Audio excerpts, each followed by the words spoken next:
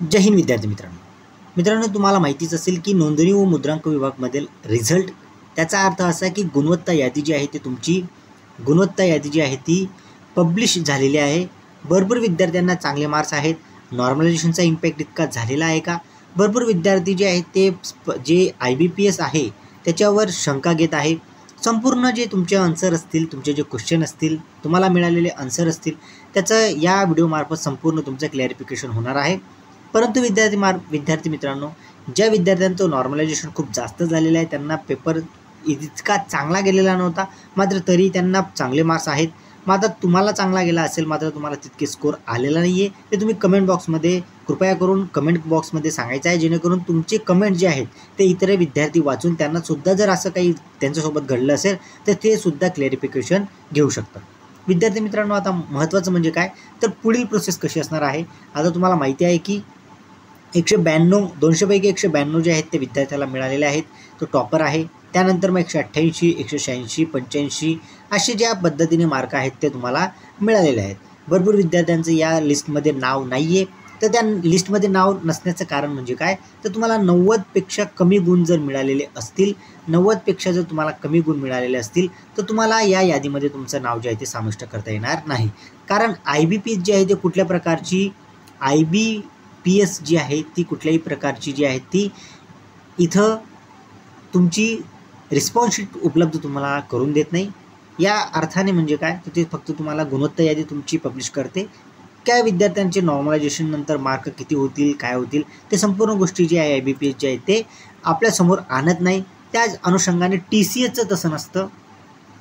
TCS जी company आहे ती अगोदर तुम्हाला लॉग इनमध्ये तुम्हाला तुमचे जे रिस्पॉन्स शीट आहे ती उपलब्ध करून देते. तुम्ही तुमचे जे मार्क आहेत ते चेक करतात, तुम्हाला रॉ स्कोर तुम्हाला समजतो. त्याच्यानंतर TCS जे आहे ते तुम्हाला ऑब्जेक्शन फाईल करायला वेळ देतं. वेळ दिल्यानंतर तुम्हाला ते तुमचे नॉर्मलायझेशन नंतर मार्क जे आहेत ते पब्लिश करत असतं. परंतु IBPSचं तसं नाही आहे. IBPS डायरेक्ट तुमची गुणवत्ता यादी लावत असते आणि गुणवत्ता यादी लावून तुम्हाला जितके मार्क्स मिळाले ते मार्क्सनुसार तुमची निवड यादी जी आहे ती लागत असते. आता इथून पुढील प्रक्रिया कशी असणार आहे ते विद्यार्थ्यांना जाणून घ्यायची आहे. त्या अर्थाने विद्यार्थी मित्रांनो, इथून पुढील प्रक्रिया म्हणजे अशी असणार आहे की आता ही जी आहे ती तात्पुरता स्वरूपाची जी आहे ती यादी आहे. इथून विद्यार्थ्यांना समजू शकतं की आपला स्कोर, आपली रँक किती आहे. त्या विद्यार्थ्यांनी DVसाठी जे आहे ते तयार राहायचं आहे. कारण भरपूर विद्यार्थ्यांना DV कधी होते, काय होते, कशी होते, भरपूर विद्यार्थी DVमध्ये जाऊन फेल होत आहे. तो तुम्हाला BMCचा अनुभव जे आहे तो तुम्हाला पाहू शकता तुम्ही. भरपूर विद्यार्थी अब्सेंट आहेत, अनुपस्थित आहेत. विद्यार्थी मित्र पास होतात, परंतु DV कशी फेस करायची ते विद्यार्थ्यांना माहीत नसतं. DV कधी होते ते सुद्धा भरपूर विद्यार्थ्यांना माहीत नसतं. म्हणून तुम्ही आपल्या चॅनलला सबस्क्राईब करून घ्या, जेणेकरून जेव्हा IBPS किंवा नोंदणी व मुद्रांक विभाग जेव्हा DV म्हणजे डॉक्युमेंट व्हेरिफिकेशन घेईल तेव्हा ते तुम्हाला अपडेट्स आपल्या चॅनलवरून मिळून जाईल. मग विद्यार्थी मित्रांनो, डॉक्युमेंट व्हेरिफिकेशनमध्ये जे तुमचे महत्त्वाचे डॉक्युमेंट्स आहेत ते तुम्ही आजच्यापासून कलेक्ट करून घ्या. ज्या विद्यार्थ्यांची रँक चांगली आलेली आहे त्या विद्यार्थ्यांसाठी आहे. ज्या विद्यार्थ्यांची रँक थोडी कमी आहे त्या विद्यार्थ्यांनी डॉक्युमेंट तयार करून ठेवा, जेणेकरून जर समजा तुमचं नाव वेटिंग लिस्टमध्ये आलं.